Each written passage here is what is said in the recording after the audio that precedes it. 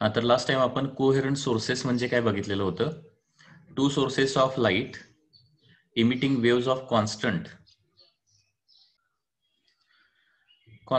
और zero phase difference with respect to time are called as coherent sources. म्हणजे ज्यावेळी दोन सोर्सेस अशा प्रकारे वेव्स इमिट करतात की त्या वेव्समध्ये with respect to time zero किंवा कॉन्स्टंट फेज डिफरन्स राहील, त्याला काय म्हणायचं, कोहेरंट सोर्सेस असं म्हणायचं. तर लास्ट टाइम आपण हे फेज डिफरन्स म्हणजे काय वगैरे वगैरे सगळ्या टर्म्स बघितलेले. Okay, how to produce coherent sources, त्याच्यानंतर कोहेरंट सोर्सेस का असावे लागतात, कोहेरंट सोर्सेस नसतील तर काय होईल, हा पार्ट आपण बघितलेला आहे. त्याच्यानंतर there are some methods to produce the, म्हणजे सगळ्या कोहेरंट सोर्सेस प्रोड्यूस करण्याच्या ज्या मेथड्स आहेत त्या दोन कॅटेगरीमध्ये डिवाइड केलेले आहेत. ओके, तर दोन कॅटेगरी काय आहेत हे लक्षात घ्या आता.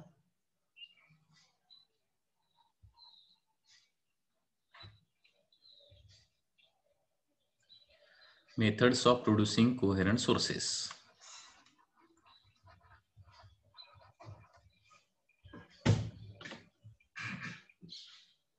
Methods of producing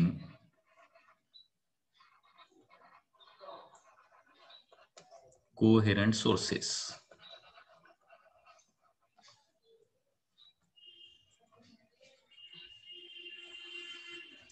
coherent sources produce करण्याच्या बेसिकली दोन मेथड आहेत.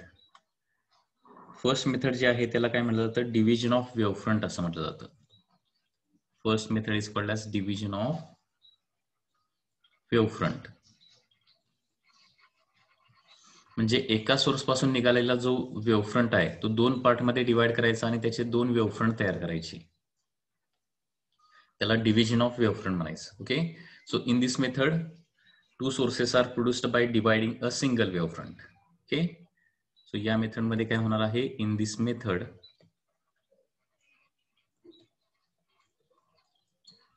To sources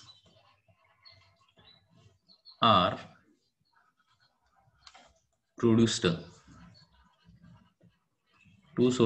produced by splitting or dividing. Two sources are produced by splitting a single wavefront.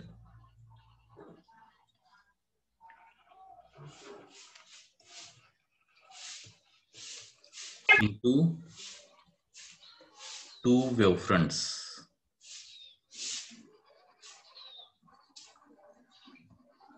Okay, म्हणजे या मेथड मध्ये जो सिंगल वेव्हफ्रंट म्हणजे एक सिंगल सोर्स सुरुवातीला असणार आहे, त्याच्यापासून एक वेव्हफ्रंट निघालेला असणार आहे आणि सिंगल वेव्हफ्रंट असणार आहे, सिंगल सोर्स असणार, त्याच्यापासून एक सिंगल वेव्हफ्रंट निघालेला असणार आहे आणि त्या सिंगल वेव्हफ्रंटचं काय केलेलं असणार आहे, स्प्लिटिंग करून दोन वेव्हफ्रंट तयार केलेले असणार आहेत आणि अशा प्रकारे दोन सोर्सेस तयार केलेले असणार आहेत. आता हे डिव्हिजन ऑफ वेव्हफ्रंट ऍक्च्युअली कुठल्या एक्सपेरिमेंट मध्ये होत आहे किंवा कुठल्या मेथड मध्ये होत आहे, तर YDSE डिव्हिजन ऑफ वेव्हफ्रंट ही मेथड कुठे वापरली जाते, YDSE मध्ये वापरली जाते. म्हणजे Young's double slit experiment, Young's double slit experiment मध्ये वापरतोय किंवा बायप्रिझम एक्सपेरिमेंट मध्ये देखील वापरले जाते. बायप्रिझम एक्सपेरिमेंट किंवा Lloyd mirror.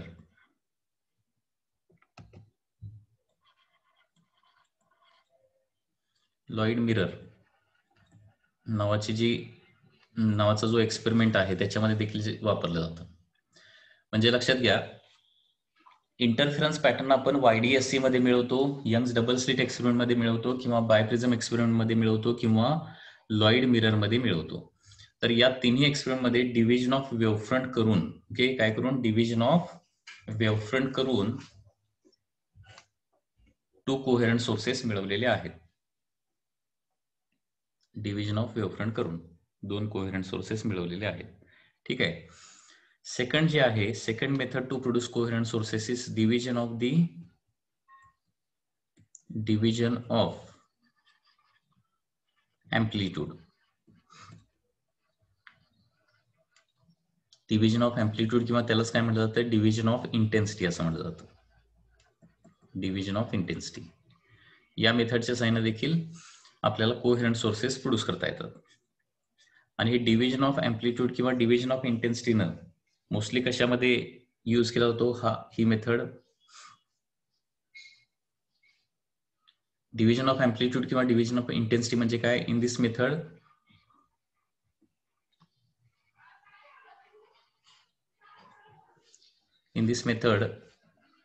intensity of single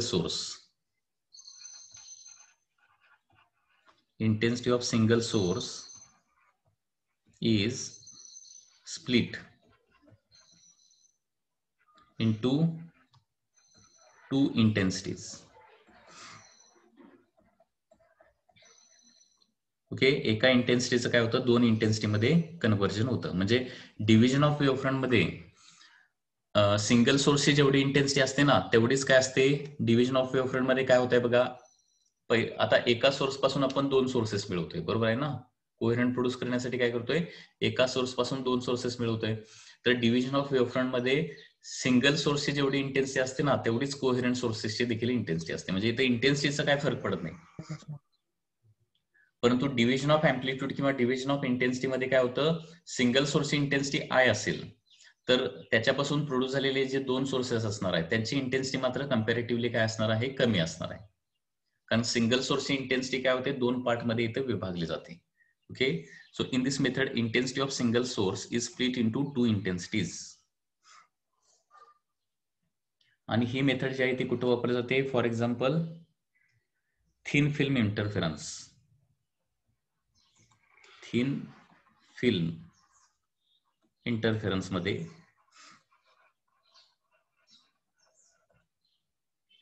किंवा मायकलसन्स इंटरफेरन्स. ओके, मायकलसन्स इंटरफेरन्स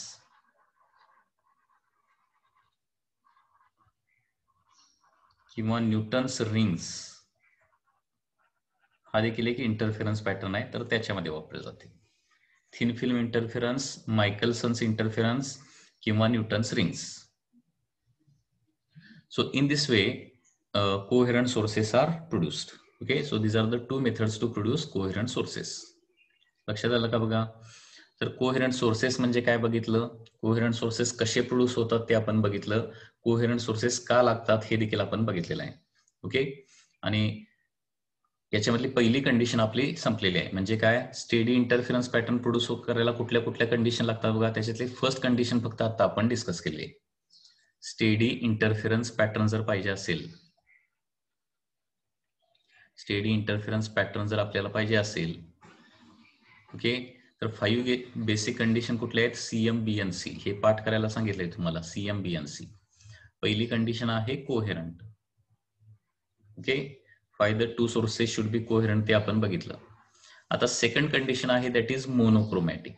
आता याचं थोडंसं डिस्कशन बघूया. Monochromatic, the two sources should be monochromatic. त्याच्यानंतर बाकीच्या कंडिशनचं देखील डिस्कशन आपल्याला करायचं आहे. म्हणजे स्टेडी इंटरफेरन्स पॅटर्न प्रोड्यूस करण्यासाठी या 5 बेसिक कंडिशन्स आहेत, CMBNC.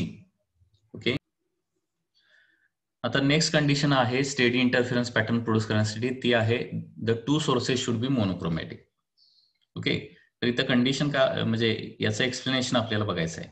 फाय टू सोर्सेस, पहिली तर खूपच महत्वाची कंडिशन आहे कोहेरंट सोर्सेस. दुसरी त्याच्यानंतरची येणारी condition, five to sources should be monochromatic.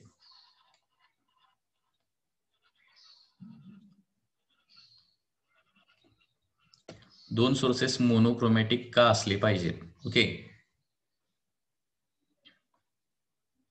तर पहिली गोष्ट म्हणजे मोनोक्रोमॅटिक म्हणजे काय, ज्याच्यामध्ये सिंगल कलर असतो. म्हणजे दोन्ही सोर्सेसचा कलर काय असला पाहिजे, सेमच असला पाहिजे. ओके, सिंगल कलर किंवा सिंगल वेव्हलेंथ. मोनोक्रोमॅटिक म्हणजे काय,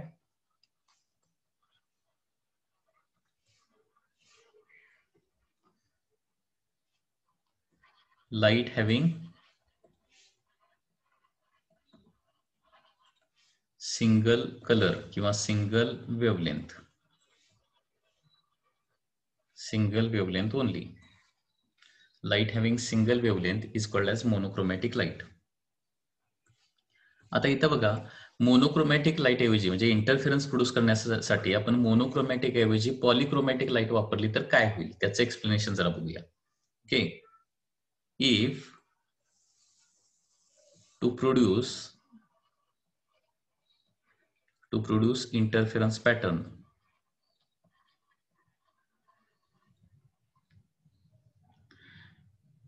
to produce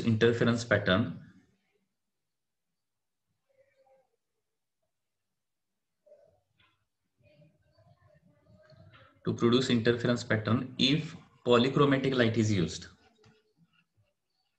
If polychromatic light is used तर याच्यामध्ये काय होणार, each wavelength will produce its own interference pattern. लक्षात घ्या, इंटरफेरन्स पॅटर्न कशामुळे प्रोड्यूस होतो, जनरली सिंगल वेव्हलेंथमुळे. तर प्रत्येक वेव्हलेंथमुळे काय होणार आहे, त्याच स्क्रीनवर एक इंटरफेरन्स पॅटर्न प्रोड्यूस होणार आहे आणि हे सगळे इंटरफेरन्स पॅटर्न एकमेकावर ओव्हरलॅप करणार आहेत.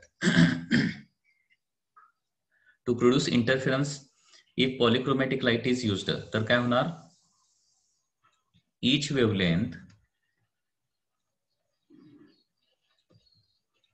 will produce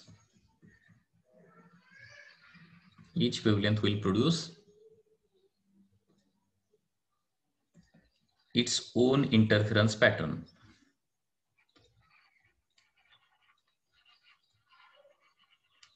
Each wavelength will produce its own interference pattern on same screen.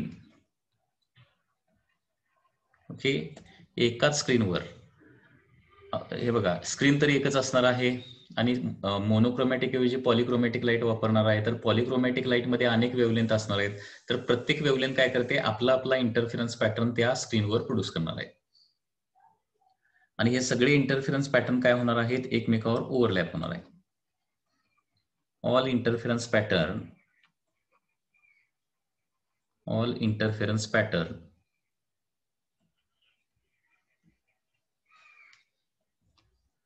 will overlap on each other.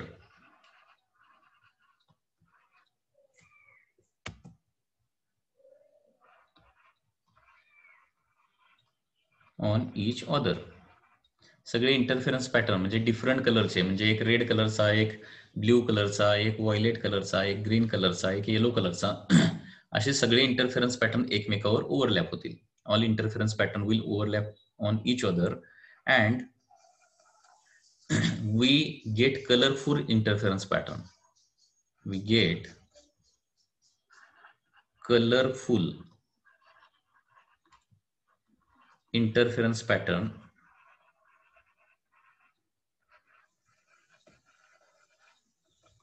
which is not clear.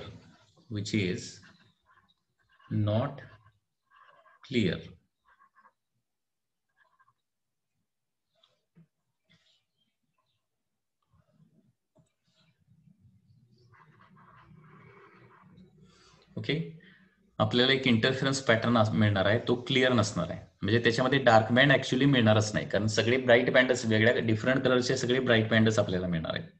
Okay, we get colourful interference pattern which is not clear, okay, which will not consist in dark band. आणि हा interference pattern कसा असणार, okay, तर साधारणपणे हा interference pattern स्क्रीनवर बघितल्यानंतर असा असेल. ओके, तर सेंटरला काय होणार, सेंटरला सगळ्या कलरचे ब्राईट बँड तयार होणार आहे, कारण सेंटरला काय होणार, सगळ्या कलरचा सीबीबी तयार होणार. म्हणजे स्क्रीनच्या सेंटरला काय होणार आहे, ब्ल्यू कलरचा पण ब्राईट बँड तयार होणार, रेड कलरचा पण ब्राईट बँड तयार होणार आहे, व्हायलेट कलरचा, म्हणजे सगळे जे 7 कलर जे आहेत ना, सनलाईट, आता पॉलिक्रोमॅटिक लाईट म्हणजे आपण कुठली लाईट वापरणार, सनलाईट वापरणार, तर सनलाईट मध्ये 7 कलर असतात आणि 7 कलर म्हणजे सगळ्या कलरचे bright band centre of the स्क्रीनला तयार होणार आणि सगळे कलर परत मिक्सअप झाल्यावर सेंटरला काय मिळेल तुम्हाला, व्हाईट बँड मिळणार आहे, व्हाईट ब्राईट बँड मिळणार आणि त्याच्या साईडला वर आणि खाली या पद्धतीने काय होणार आहेत, वेगवेगळे कलर्स मिळणार आहेत. ओके,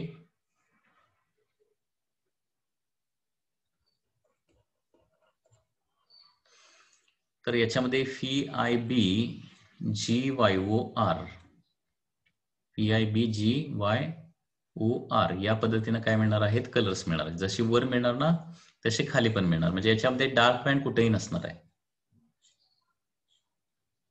तर देखील FIBGYOR या पद्धतीने तुम्हाला इंटरफरन्स पॅटर्न स्क्रीनवर मिळेल. लक्षात येत आहे? म्हणजे पुन्हा एकदा सांगतोय बघा, जर मोनोक्रोमॅटिक लाईट ऐवजी पॉलिक्रोमॅटिक लाईट जर वापरली तर काय होणार आहे, प्रत्येक वेव्हलेंथ आपला आपला इंटरफरन्स पॅटर्न प्रोड्यूस करणार आहे.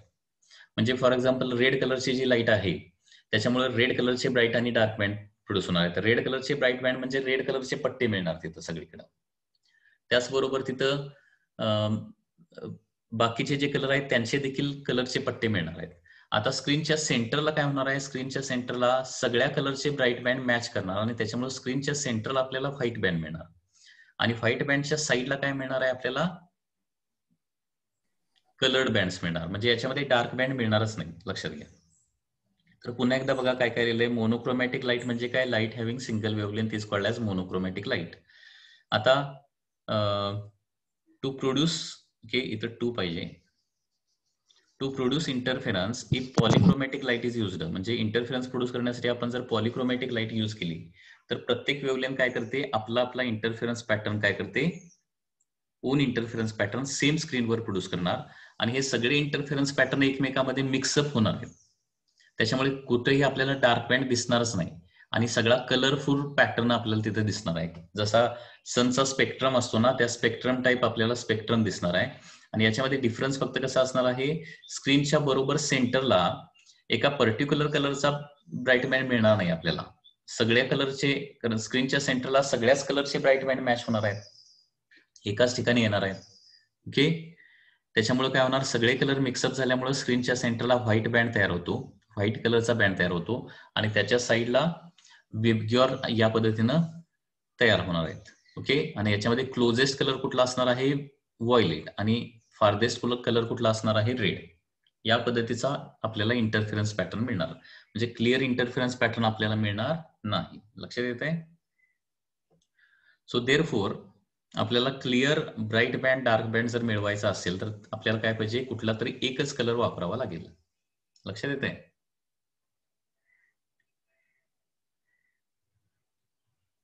कुठला तरी एकच कलर आपल्याला इथं वापरावा लागणार आहे क्लिअर इंटरफेरन्स पॅटर्न साठी. So therefore to produce a steady clear interference pattern there should be monochromatic light. Okay, polychromatic light should not be used.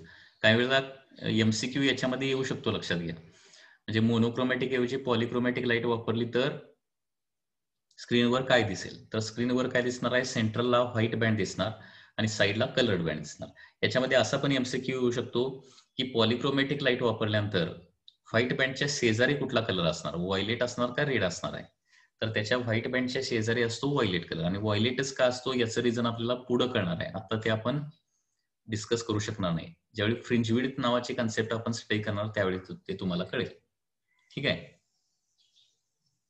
आता काही वेळेला असा पण एक नोट आहे, पॉइंट लक्षात घ्या. समजा एक मोनोक्रोमॅटिक लाईट आपण वापरली, मोनोक्रोमॅटिक लाईट वापरली तर काय मिळणार आपल्याला, क्लिअर ब्राईट आणि डार्क बँड्स मिळणार आहेत स्क्रीनवर. आता क्लिअर ब्राईट आणि डार्क बँड मिळाले, या पद्धतीनं स्क्रीनवर समजा ब्राईट आणि डार्क बँड मिळाले, म्हणजे इथं ब्राईट बँड असेल, परत डार्क बँड असणार आहे, मग परत ब्राईट बँड असणार. ओके, परत डार्क बँड, या पद्धतीनं ब्राईट बँड डार्क बँड स्क्रीनवर मिळणार आहे. आता याच्यातला हे जे नंबर ऑफ ब्राईट बँड तयार झाले त्याच्यामध्ये सेंट्रल ब्राईट बँड कुठला आहे हे कसं आयडेंटिफाय करणार तुम्ही, सेंटरचा ब्राईट बँड कुठला, कारण स्क्रीनवर असे लार्ज, आता इथं थोडेसेच दिसायला लागलेत परंतु स्क्रीनवर असे लार्ज ब्राईट बँड असतात, लक्षात घ्या.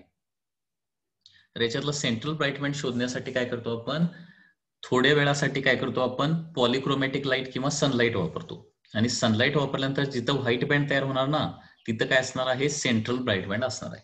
तर हे पण लक्षात ठेवा. To identify, okay,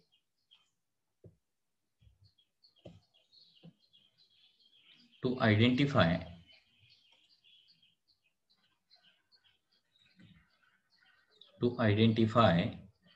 CBB, central bright band of any interference pattern. Okay, any interference pattern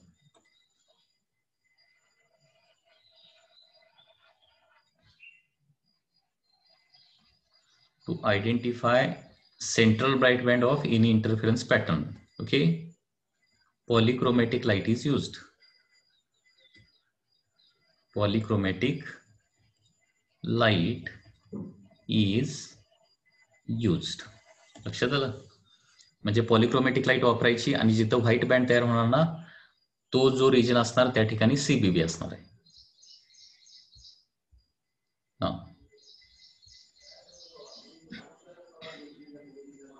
हा तर या पद्धतीनं आपल्याला पॉलिक्रोमॅटिक लाईट का वापरायची नाही, मोनोक्रोमॅटिक का वापरायची हे आपल्याला कळालं.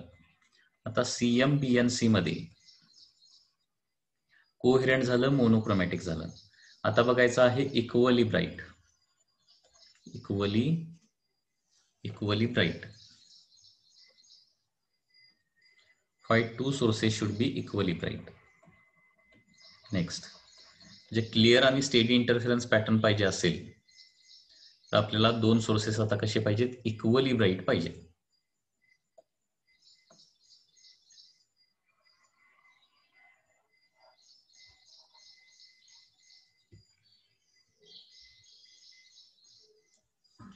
तर याच्यामध्ये नेक्स्ट क्वेश्चन काय बघा.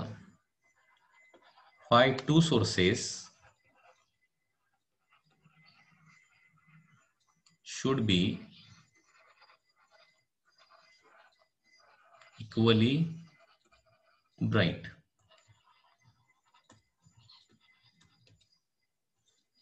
To produce clear interference pattern दोन सोर्सेस आता इक्वली ब्राईट का पाहिजे. तर याच्यामध्ये इक्वल ब्राईटनेस म्हणजे दोन्ही सोर्सेसची इंटेन्सिटी काय असणार आहे, सेम असणार आहे. If two sources are equally bright, if two sources are equally bright, okay, काय होतंय बघा, if two sources are equally bright, they have same intensity. equally bright म्हणजे काय, they have same intensity. आता दोन्ही सोर्सेसची इंटेन्सिटी जर सेम असेल तर डार्क बँडची इंटेन्सिटी किती असणार. If two sources are equally bright, that is इथे लिहूया, they have same intensity, then intensity of dark band किती येणार बघा. डार्क बँड किंवा डार्क फ्रिंज असं आपण त्याला म्हणतो. Dark band is completely zero येणार. ओके, याचं रिझन काय, because intensity of the dark band or minimum intensity म्हणतो आपण त्याला. मिनिमम इंटेन्सिटी फॉर्म्युला काय असतो, square root of I1 minus square root of I2 bracket square. Okay, बरोबर आहे ना. Minimum intensity in a interference pattern म्हणजे डार्क बँडची इंटेन्सिटीचा फॉर्म्युला असतो root I1 minus root I2 bracket square. बरोबर आहे ना. म्हणजे दोन सोर्सेस जर इक्वली ब्राईट असतील म्हणजे त्या दोघांच्या इंटेन्सिटी सेम असतील तर इंटेन्सिटी डार्क बँड काय असणार आहे, कम्प्लिटली झिरो. कारण I1 I2 जर सेम असतील तर root I minus root I किती होणार, झिरोचा स्क्वेअर म्हणजे झिरो. ओके, अँड त्याच्यामुळे काय होणार आहे, dark bands are completely dark असणार आहेत. Okay, then intensity of dark band is zero and dark bands are completely dark. Dark bands are completely dark म्हणजे तिथं अजिबात इंटेन्सिटी नसणार आहे. And therefore we can get maximum contrast. When dark bands are completely dark,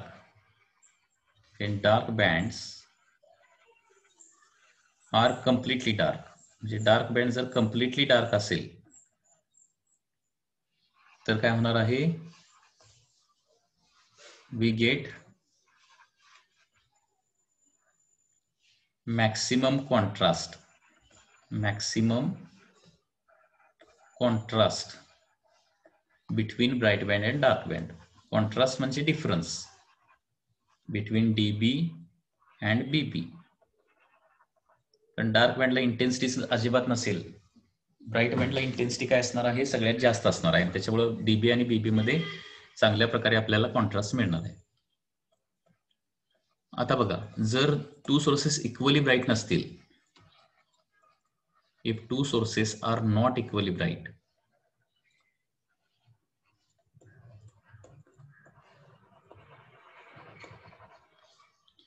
to sources are not equally bright, दोन sources जर equally bright नसतील, ठीक आहे, okay, that is intensity same नसेल, that is they don't have same intensity,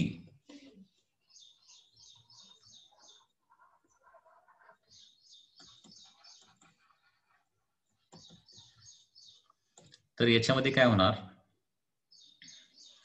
then intensity of dark band is not completely zero, म्हणजे dark band जवळ आपल्याला थोडीशी लाईट मिळणार आहे.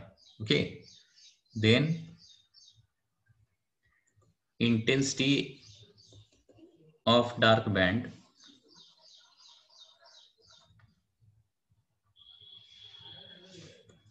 Is not zero.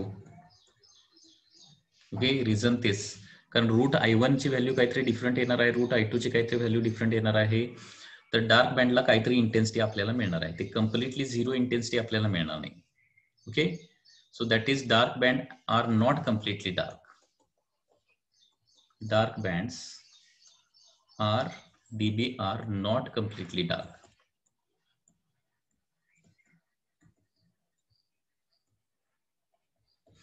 आणि त्याच्यामुळं काय होणार आहे, आता डार्क बँडला थोडीशी इंटेन्सिटी मिळाली तर ब्राईट बँडची पण इंटेन्सिटी कमी होते ना, कारण लक्षात घ्या इंटरफेरन्स मध्ये रिडिस्ट्रीब्युशन ऑफ लाईट एनर्जी होत आहे. काय होतंय, रिडिस्ट्रीब्युशन, म्हणजे डार्क बँडची इंटेन्सिटी जेवढी कमी होणार तेवढी इंटेन्सिटी कुणाला मिळणार आहे, ब्राईट बँडला मिळणार. आता डार्क बँडलाच थोडीशी इंटेन्सिटी मिळायला लागली तर ती इंटेन्सिटी कुठून काढून घेतली जाणार, ब्राईट बँड मधली काढून घेतली जाणार ना. त्याच्यामुळे काय होणार आहे, डार्क बँडला जर थोडीशी इंटेन्सिटी या लागली तर ब्राईट बँडची इंटेन्सिटी थोडीशी कमी होणार आणि त्याच्यामुळे क्लिअर कॉन्ट्रास्ट, क्लिअर डिफरन्स आपल्याला मिळणार नाही. लक्षात घ्या, ब्राईट बँड आणि डार्क बँड मध्ये. लक्षात येते?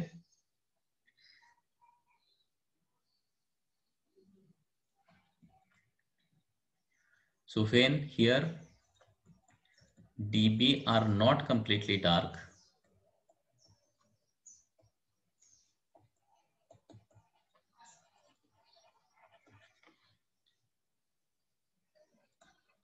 we can't get clear interference pattern.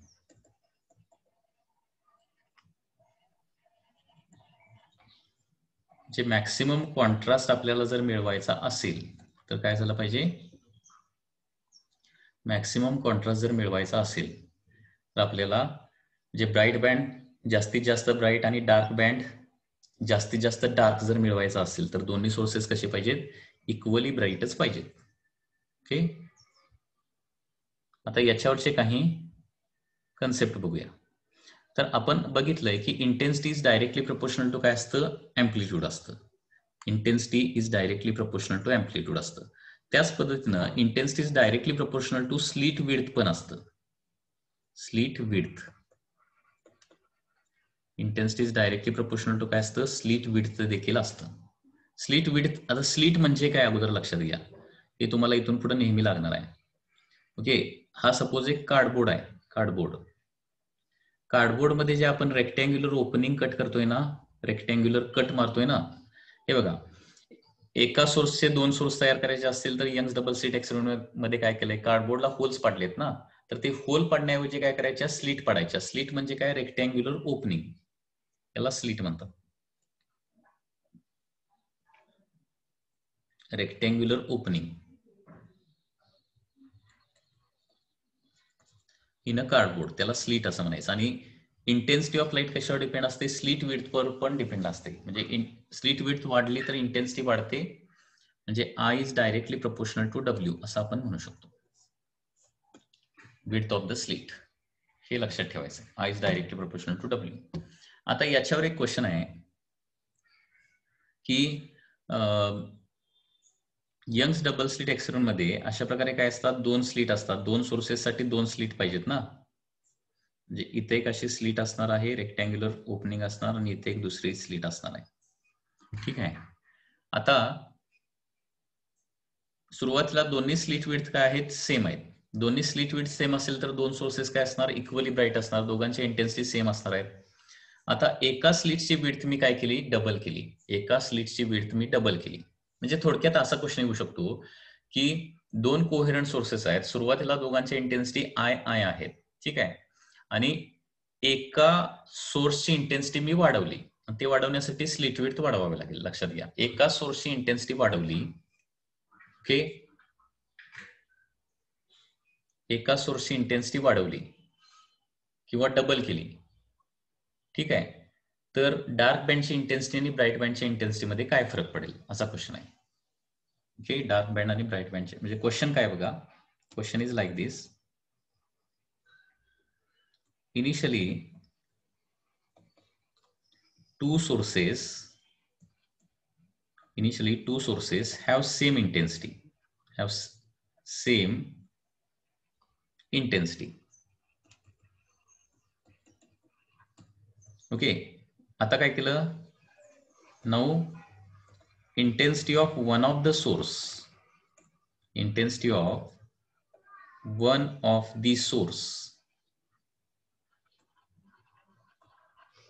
is doubled. Intensity of one of the source is doubled. Then, आणि याच्यामध्ये 4 ऑप्शन काय होणार आहेत, intensity of bright band increases and dark band decreases. Second, intensity of bright band increases, dark band increase. म्हणजे 4 option असे होऊ शकतील. म्हणजे ब्राईट बँड आणि डार्क बँड दोन्हीची इंटेन्सिटी वाढतात, ब्राईट बँड आणि डार्क बँड दोन्हीची इंटेन्सिटी कमी होतात, ब्राईट बँडची वाढते, डार्क बँडची कमी होते, ब्राईट बँडची कमी होते, डार्क बँडची वाढते. कुठलं ऑप्शन करेक्ट येईल असं वाटतंय. Initially to sources have same intensity, दोन्ही सोर्सेसची इंटेन्सिटी तेवढेच आहे. ओके. आणि याच्यामध्ये एका सोर्सची इंटेन्सिटी काय केली, डबल केली. आता हे कसं होणार बघा, इनिशियली कसं होणार बघा, हे कॅल्क्युलेशन करून बघूया. Initially I1 is equal to I आहे आणि I2 इज इक्वल टू पण काय आहे, आय आहे. ठीक आहे. तर ब्राईट बँडची इंटेन्सिटी किती असणार बघा, ब्राईट बँडची intensity I maximum, that is root I plus root I bracket square. म्हणजे किती होणार, आय मॅक्स म्हणजे root I1 plus root I2 bracket square असतं, हे फॉर्म्युला पाठ पाहिजे. तर किती येणार, हे डायरेक्टली 4i येणार. म्हणजे इनिशियली दोन्हीची इंटेन्सिटी सेम असतील, I1 I2 आय आणि आय असेल तर root I plus root I bracket square म्हणजे 2 रूट आयचा स्क्वेअर म्हणजे 4i होणार. आणि डार्क बँडची इंटेन्सिटी किती असणार बघा, initially I minimum, that is square root of root I plus root I, sorry minus sign पाहिजे इथं, root I1 minus root I2 bracket square म्हणजे किती येणार, 0 येणार. हे झालं इनिशियल कंडिशन. इनिशियली ब्राईट बँडची इंटेन्सिटी 4 आहे आणि डार्क बँडची इंटेन्सिटी 0 आहे, हे लक्षात आलं. आता फायनली कसं होणार, फायनली काय केलंय, आता I1 काय करायचं आहे, आय ठेवायचं आहे फॉर एक्झाम्पल, आणि I2 काय करूया, 2i करूया. म्हणजे एका सोर्सची फक्त इंटेन्सिटी आपल्याला वाढवायची आहे. तर ब्राईट बँडची इंटेन्सिटी किती होणार बघा, आता ब्राईट बँडची intensity that is I max is equal to in bracket root I plus root 2i bracket square. Okay. म्हणजे याच्यामध्ये काय होणार बघा, root I plus root 2i bracket square, म्हणजे इथं याचं एक्सपान्शनच आपल्याला करावं लागेल, I plus 2i plus 2 route 2i असं होणार ना. याचं expansion A plus B bracket स्क्वेअरचं expansion, first term square that is I, second term square 2i and 2i1 I2, 2i1 into I2 म्हणजे root I into 2 root I, म्हणजे root I म्हणजे I होणार नाही, रूट 2 ऍज इट इज राहणार आहे. म्हणजे ही intensity किती होणार बघा, 3i प्लस 2 रूट 2i म्हणजे किती होणार, 2.828i होणार. रूट 2 ची व्हॅल्यू 1.414 असते ना, म्हणजे टोटल इंटेन्सिटी होणार 5.828 आय. म्हणजे बघा सुरुवातीला इंटेन्सिटी 4I होती, आता इंटेन्सिटी झाली 5.828 आय झाली, म्हणजे इंटेन्सिटी ब्राईट बँडची वाढलेली आहे. आता डार्क बँडचं बघूया. डार्क बँडचं काय होणार. डार्क बँडचं आय मिनिमम असतं. आय मिनिमम म्हणजे काय असणार आहे, root I minus root 2I bracket square. तर इथं फक्त चेंज काय होणार, इथं मायनस साईन एक्सपान्शन केल्यावर मध्ये मायनस साईन फक्त येणार ना, म्हणजे 3I मायनस 2.828I येणार. म्हणजे किती येते हे 0 पॉईंट येणार, 0.172I होणार. म्हणजे बघा सुरुवातीला 0 होती ती आता 0.172, म्हणजे थोडीशी डार्क बँडला इंटेन्सिटी आता प्रोड्यूस व्हायला लागली आहे. म्हणजे अशा प्रकारे काय होणार आहे, याचा आन्सर काय येणार आहे, intensity of both bright band and dark band increases. लक्षात आलं का बघा, हा व्हेरी इम्पॉर्टंट क्वेश्चन आहे. सुरुवातीला दोन्ही सोर्सेसची इंटेन्सिटी सेम आहेत, आता त्याच्यात मधल्या एका सोर्सची इंटेन्सिटी डबल केली, तर याच्यामध्ये काय होतं, ब्राईट बँड आणि डार्क बँड दोघांचीही इंटेन्सिटी वाढते. 4I असेल तर 5.8 होतं आणि 0 असेल तर 0.172I होतं. So intensity of both bright and dark band increases. Okay,